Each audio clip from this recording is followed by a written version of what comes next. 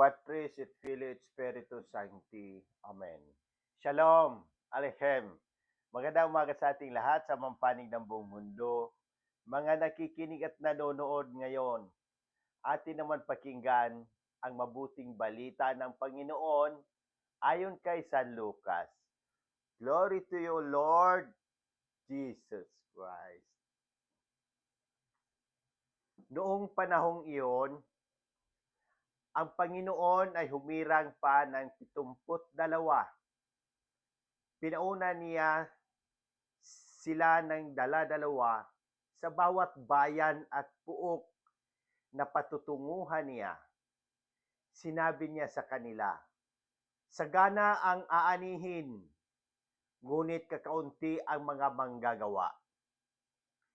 Idalangin ninyo sa may-ari na magpadala siya ng mga manggagawa sa kanyang bukirin. Humayo kayo.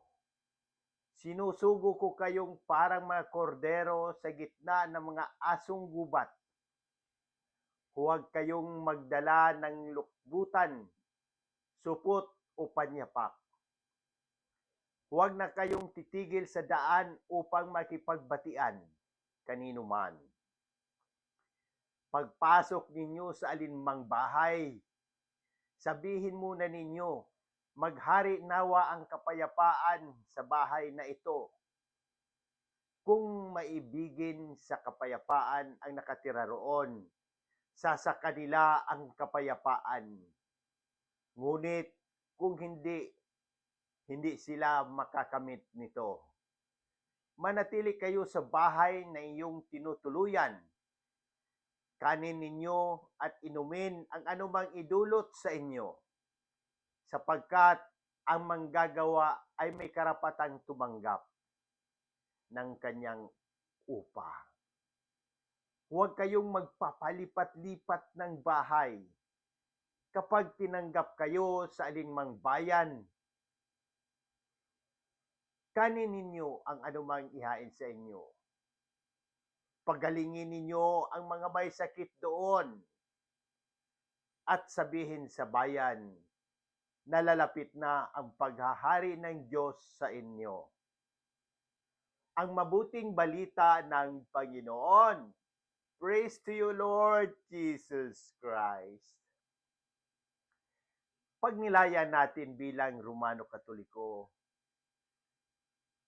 sa mabuting balita ngayon, ipinapakita sa atin ni Jesus na ang misyon ay hindi lang para sa iilan, kundi para sa lahat ng handang tumugon sa kanyang tawag.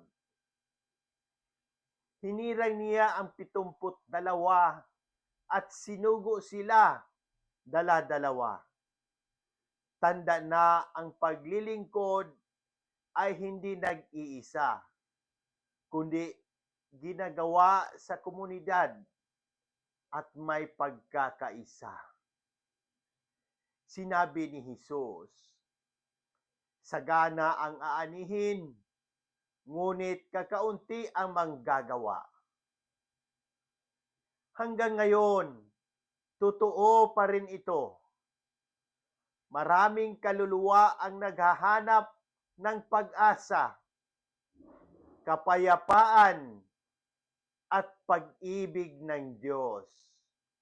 Ngunit kulang ang handang mag-alay ng oras, lakas, at sarili para sa gawain ng Panginoon. Bilang mga Romano Katoliko, tinatawag tayong maging manggagawa sa simpleng paraan, sa pamilya, sa barangay, sa simbahan, at sa social media. Hindi kailangang maging pari o madre para maging misyonero. Sapat na ang isang pusong bukas sa puso, handang magmahal, magpatawad, at magbahagi ng mabuting balita. itinuturo rin ni Jesus ang pagtitiwala sa Diyos.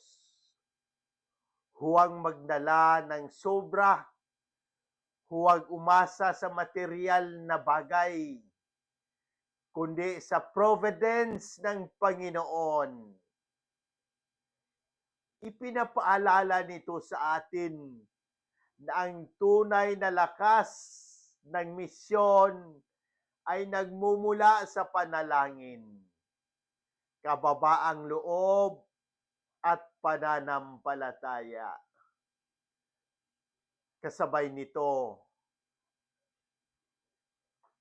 ang unang pagbasa mula kay Timoteo ay paalala na huwag nating ikahiya ang ating pananampalataya.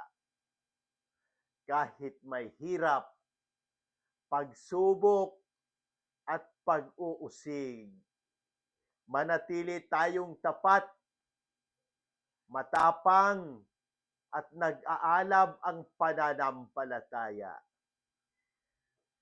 Sa panahon ngayon, maging tanda nawa tayo ng kapayapaan, paggaling at pag-asa.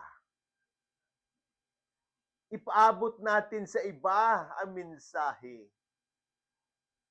Nalalapit na ang paghahari ng Diyos. Manalangin tayo. Ama naming minamahal, pinupuri at pinapasalamatan ka namin sa iyong walang hanggang pag-ibig.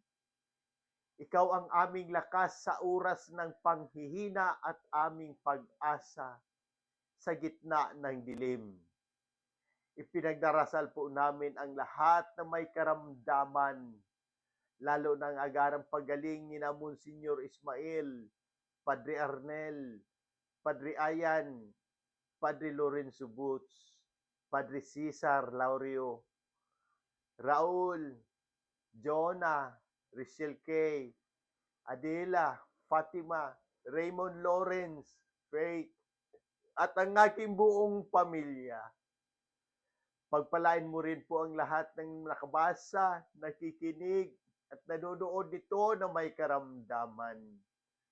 Ipinagdarasal po namin ang lahat ng kaparian, ang gabay ng aming mahal na Santo Papa Leo XIV, ang aming kura paroko, diocesan administrador na si Monsignor Claro Caluya. Pagpalain mo rin ang gobyerno ng Pilipinas, naway mamuno sila na may katapatan at malasakit.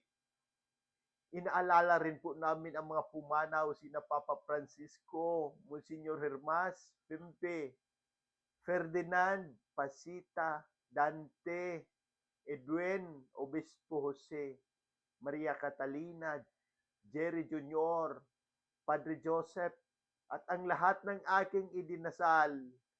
Ipagkaloob po sa kanila ang walang hanggang kapahingaan.